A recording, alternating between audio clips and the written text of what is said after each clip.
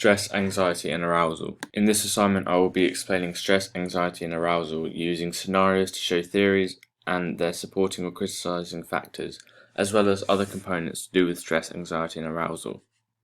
Firstly, the scenario 1 I will be using is Nick, about a number 2 seed in college and has been struggling to play well all season.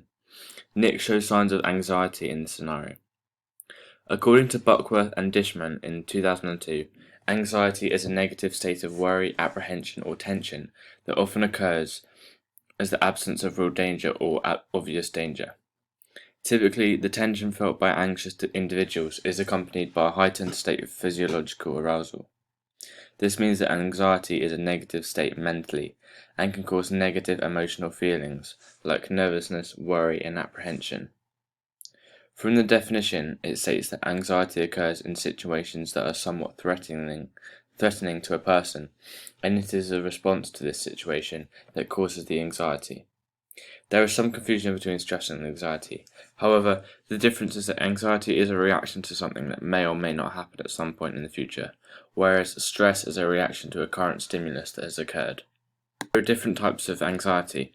There is state anxiety, which are feelings that occur at that specific moment and can change at any time.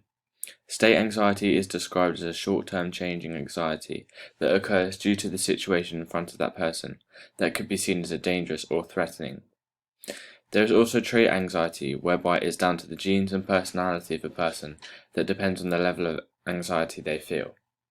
Trait anxiety is an inbuilt proneness to worry and can cause people to overreact and have feelings of anxiety in most situations, causing them to become highly aroused more easily than people with lower levels of trait anxiety.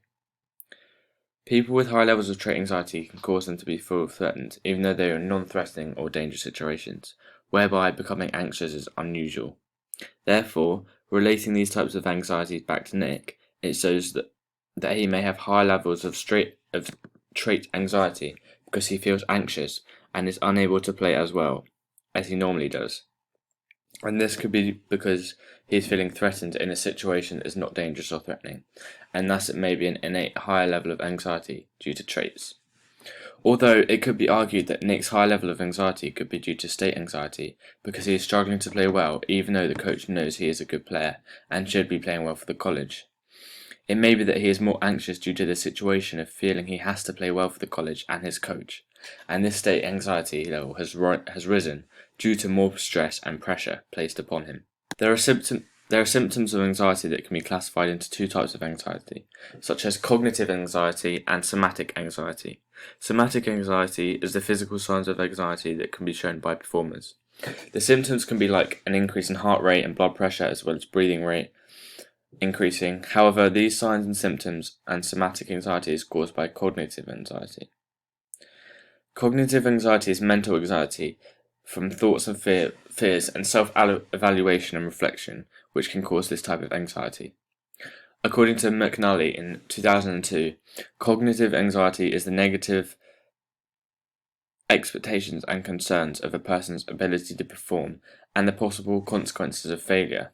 Basically, it's the level of worry and doubt that a person feels in the inside and causes emotional feelings like apprehension, negative thoughts, and an inability to concentrate. This type of anxiety is brought on by stress, which will be talked about later in the assignment. Therefore, for Nick and his performance, there are signs of both somatic and cognitive anxiety.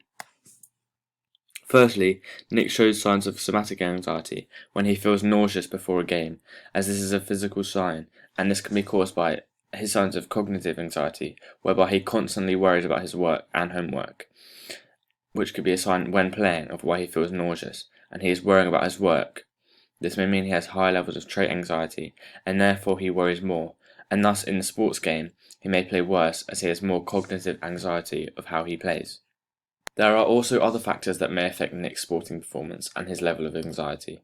Firstly, personal factors can affect levels of anxiety, such as self-esteem, trait anxiety, and social physique anxiety.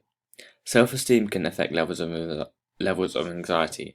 This is because if a player has low levels of self-esteem, it means that they may feel less confident, and thus more cognitive anxiety, as they may feel like they are not good enough.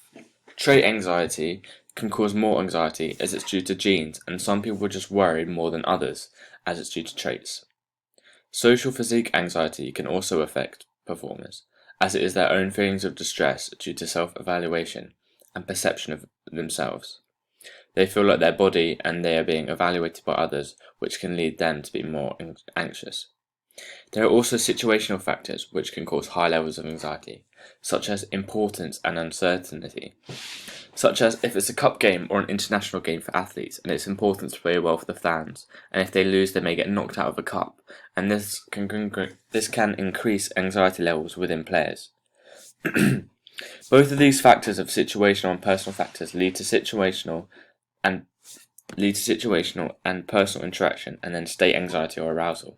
Therefore, relating this information back to Nick, he may have personal factors such as a high level of trait anxiety, as he worries a lot about his homework even though he's an A-star student, and thus it would suggest he worries for no reason, as he is perfectly capable, suggesting he worries and has a high level of anxiety in situations, and this may come into play when he plays badminton. Nick may also suffer bad self-esteem, and this may affect his level of anxiety, as he may worry that he is underperforming, which can then in turn make him play even worse, and therefore more anxiety. Also, there may be situational factors for Nick, making him have a worse performance, such as importance, because he may feel like it's extremely important to play well, as his coach says the college expects him to play well, and they know he's a good player, which can add more pressure and make Nick feel more anxious, and then he may play worse. Competitive anxiety also affects performance. According to Hackford and Schweinsteiger in 1989, stated that competitive state anxiety usually follows a pattern of subjective feelings of tension and inadequacy, combined with heightened arousal of the ANS, the autonomic nervous system. Competitive anxiety is when athletes perceive competitive situations as threatening, and thus anxiety level increases. Elite level and cognitive level performers can both experience competitive anxiety, and the more professional athletes train so that they are able to control this better. Athletes such as Johnny Wilkinson had coping strategies for dealing with stress in highly competitive situations. Johnny Wilkinson practiced and trained in highly stressful situations, and tried to set out how stressful it would be in an actual game whilst in training, so that when the competitive game came about, then he would be used to the level of stress from his training. There can also be factors affecting competitive anxiety, such as pre-competition and during competition factors. Pre-competition competitive anxiety, such as having a fear of failure and the fear of an important event. There can also be a fear of evaluation, injury, and a lack of control from the performer, like an uneven pitch or a better level of competition ahead. These factors affecting competitive anxiety can increase these levels of anxiety. Performers can start to have negative feelings and an emotional response when fearing about an injury that could occur or being judged in their performance, which can lead them to feeling anxious before a game. There may have been pre-competition competitive anxiety factors that affected Nick and his performance, such as a fear of failure and a fear of evaluation by his coach. This is because his coach mentioned before the game how good he should be playing and how well he should be playing, which could have led to fears of playing badly, as he is expected to play so well and thus increasing the levels of anxiety. On the other hand, during a game, there may be factors that can affect competitive anxiety, such as fear of evaluation from the crowd, coaches, team, and opposition. This can cause performers to feel more anxious, as they may feel that they are not playing as how others think they should, and thus this can lead to more anxious and a worsened performance. There can also be other factors affecting the level of competitive anxiety, such as injury and fatigue during a game, interaction with others, environmental influences, failure, or success. Success, for example, may lead to a player's anxiety level decreasing, as they do not have so many fears about failure. In Nick's case, for example, he may have experienced an increase in level of competitive anxiety when he fails to play the more accurate and precise shots. This may lead him to feeling as if he's being evaluated by the fans and coaches, and that he's playing badly. And his anxiety will be increased, as he is failing in his shots, and therefore more fear of failure. Anxiety is measured by observations, questionnaires, and physiological symptoms of anxiety. For example, Nick could be tested for his levels of anxiety by simple observations and physical symptoms being seen, such as that Nick becomes nauseous before games. This could be a sign of his level of anxiety. Other observations could be seen, like his game falling apart once he messed up once, and also new strategies that could have been learnt in training, but for some reason cannot be converted into his game plan. There are also sport competition anxiety tests known as SCAT, which gives a self-report which can be applied to sporting situations. It was made by Martins in 1977 and gave an idea of different athletes' level of state anxiety in competitive situations. It states that there are 4 factors that can interact to competitive anxiety. Factors such as individual difference in how performers act. Second factors is the different types of anxiety that have been experienced.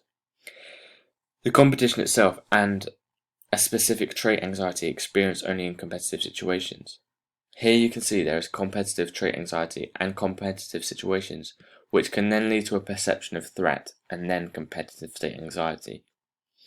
Martins also created the competitive state anxiety interview in 1990, and it uses self-report once again to measure the level of cognitive state anxiety and somatic anxiety and their levels of confidence. It discovers the baseline levels, then compares these with pre-competition levels. Here in the graph, you can see that the cognitive anxiety remains high over a long period of time before the competition begins, and will steadily increase before the match starts, and can either increase or decrease as a result of failure or success during the competition. However, somatic anxiety starts off with very low levels, as the body cannot sustain a high level of anxiety physically for a long period of time. The levels of somatic anxiety rapidly increase just before the competition starts, but then it will generally decrease as the competition goes on. In relation to Nick, this is shown as he is nauseous just before the game. This is because the somatic anxiety symptoms occur just before the competition or match starts. However, for Nick, as he plays more in the match, he will lose those feelings of physical anxiety, as they gradually decrease according to Martins. It is important to consider that anxiety has individual differences, and Hannon in 2000 stated that each athlete possesses an optimal zone or range of anxiety most beneficial to full performance. This means that some athletes may perform better in an optimal zone of anxiety, however other athletes may perform much worse in this range due to the fact that there are individual differences, and people experience varying levels of anxiety to different situations, and thus some people may have lower levels of cognitive anxiety before matches. Therefore, for Nick, he may have an optimal zone at which he performs at a set anxiety level. Thus, in his badminton games, he may have too much anxiety placed upon him from external factors, like his coach or fans or his own self-esteem, that place too much anxiety, and is a reason as to why he may underperform in matches. There's also been research to show that too much anxiety can negatively affect performance, but if the amount of anxiety experienced by the performer is within the ZOF, which stands for Zone of Optimal Functions, then the results will be positive. Nick may not be performing in his ZOF, and thus he plays badly, as the anxiety affects his performance.